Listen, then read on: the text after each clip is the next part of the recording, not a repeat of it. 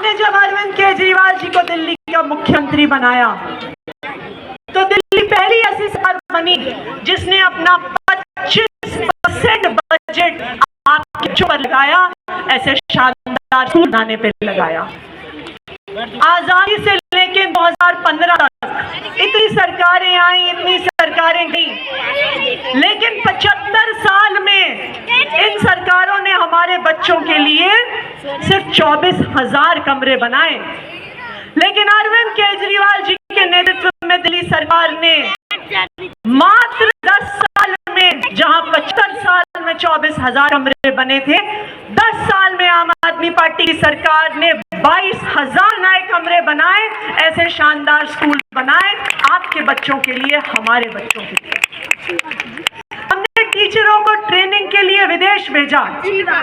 पुरानी सरकारों में मंत्री विदेश जाते थे, मुख्यमंत्री विदेश जाते थे, नेता विदेश जाते थे, लेकिन दिल्ली की सरकार पहली ऐसी सरकार बनी जिसने सरकारी स्कूल के टीचरों को विदेश भेजा कि वो आपके बच्चों को शानदार शिक्षा दे सके, हमारे बच्चों को शानदार शिक्षा दे सके।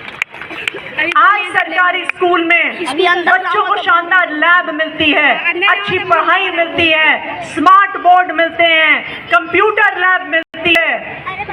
क्यों?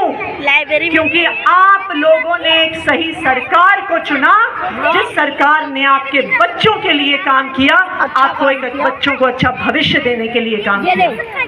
मैं सोचती हूँ पहले जो बच्चे सरकारी स्कूल से पढ़ के बाहर निकलते थे, कोई मैकेनिक का काम करता था, कोई दुकान में छोटी सी नौकरी करता था, कोई किसी के घर में काम करता था, लेकिन आज मैं आपको दिल्ली सरकार के 4 बच्चों की कहानी सुनाऊंगी और आपके आसपास के इलाकों के बच्चों की कहानी सुनाऊंगी।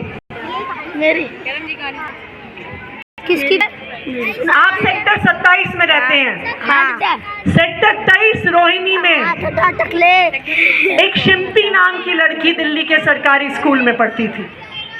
उसके पिताजी नरेला की एक छोटी फैक्ट्री में छोटी सी नौकरी करते थे, 8,000 रुपए 10,000 रुपए कमाते थे। उन्होंने अपनी बिटिया को सरकारी स्कूल में भेजा। शिम्पी पढ़ाई में बहुत अच्छी थी, लेकिन उसे लगता था कि शायद सरकारी स्कूल में उसे अच्छा मौका ना मिले। लेकिन अरविंद केजरीवाल जी की सरकार में वहाँ के टीचर्स ने शिम्पी की मदद करी। वो इंजीनियर बनना चाहती थी, शिम्पी की पढ़ाई लिखाई में टीचरों ने मदद करी। उसने जेईई के एग्जाम की तैयारी करी और आप ये जान के खुशी होगी कि सेक्टर 23 रोहिणी में रहने वाली एक फैक्ट्री में छोटे से नौकरी करने वाले पिता की लड़की आज आईआईटी गुवाहाटी में केमिकल इंजीनियरिंग पढ़ रही है। और हो सकता है कुछ साल में जिस फैक्ट्री में उसके पिताजी नौकरी कर रहे हैं, वहां की मैनेजर बने वो लड़की, आज उसे किसी छोटी नौकरी करने की जरूरत नहीं पड़ेगी। एक और हमारे स्कूल में पढ़ने वाला लड़का हिमांशु, उसी ऊपर के बोल रहे, जब वो 10वीं में था, नंद नगरी में रहता था, उसके पिताजी एक छोटी सी नौकरी करते थे और वो भी जब वो 10वीं में था उसके पिताजी गुजर गए। 11वीं में पढ़ने वाला ये लड़का अपने घर वालों को सपोर्ट करने के लिए स्कूल से वापस आके काम करता था, ट्यूशन पढ़ाता था कि उसका घर चल सके। वो डॉक्टर बनना चाहता था। उसे लगा कि अब मैं आगे की पढ़ाई कैसे करूंगा, लेकिन दिल्ली के सरकारी स्कूल में अच्छी शिक्षा मिलने की वजह से हिमांशु ने नीट का एग्जाम क्लियर किया। आज मौलाना आजाद मेडिकल कॉलेज में हिमांशु MBBS कर रहा है और आने वाले समय में दिल्ली का एक बड़ा, एक शानदार डॉक्टर बनेगा। उसे तो रोक लिया वीडियो। आपके आसपास रहने वाली रोहिणी सेक्टर 25 के एक राजीव नाम के लड़के की भी बात बताऊंगी आपको। राजीव के पिताजी एक मैकेनिक का काम करते थे, 9,000 रुपए कमाते थे। लॉकडाउन के समय उनकी वो नौकरी भी चली गई। राजीव को लगा कि शायद उसे अपनी पढ़ाई छोड़नी पड़ी, लेकिन स्कूल में अच्छी पढ़ाई के कारण टीचर्स की दी हुई मदद के कारण राजीव ने जेईई का एग्जाम क्लियर किया और आज आईआईटी गुवाहाटी में मैकेनिकल इंजीनियरिंग पढ़ रहा है, जहां पे उसके पिताजी एक कार के मैकेनिक थे। राजीव आगे जाके लाखों रुपए की नौकरी पाएगा और बड़ी बड़ी गाड़ियों की कंपनी में नौकरी करेगा। ये है दिल्ली के सारी स्कूलों में पढ़ने वाले बच्चों का भविष्य। एक समय ऐसा था जब स्कूल टूटे फूटे होते थे, जब एक गरीब का बच्चा सरकारी स्कूल में आके गरीब बनने पे मजबूर होता था।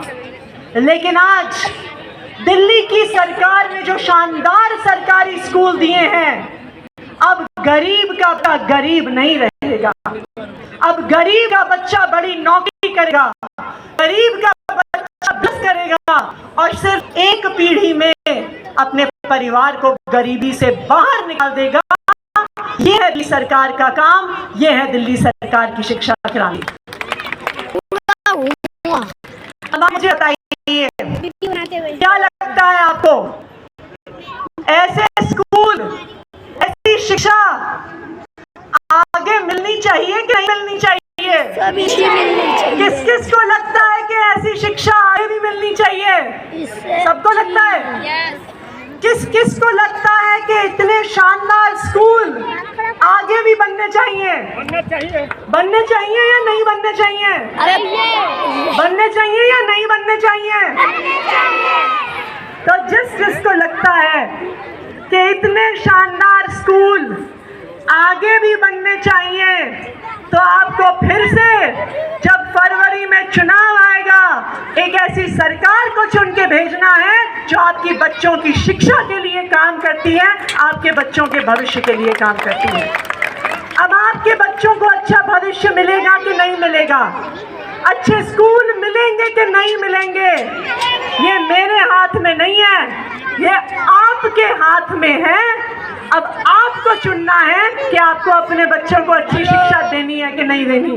तो आप अपने बच्चों को अच्छी शिक्षा देना चाहते हैं, नहीं देना चाहते? कौन कौन अपने बच्चों को आगे भी अच्छी शिक्षा देना चाहता है? कुछ आवाज नहीं आ रही है जी। कौन कौन अपने बच्चों को आगे भी अच्छी शिक्षा देना चाहता है? पीछे में आ गया हूँ। सब लोग चाहते हैं? चाहते हैं कि नहीं चाहते? तो फरवरी में हमें क्या करना पड़ेगा? क्या करना पड़ेगा? तो जब फरवरी का महीना आएगा तो फिर से ऐसी सरकार को चुन के भेजना पड़ेगा, आपके बच्चों के लिए काम करती है, उनके भविष्य के लिए काम करती है, उनको आगे बढ़ाने काम करती है। बहुत बहुत धन्यवाद। जय हिंद, जय भारत। बहुत बहुत धन्यवाद। बहुत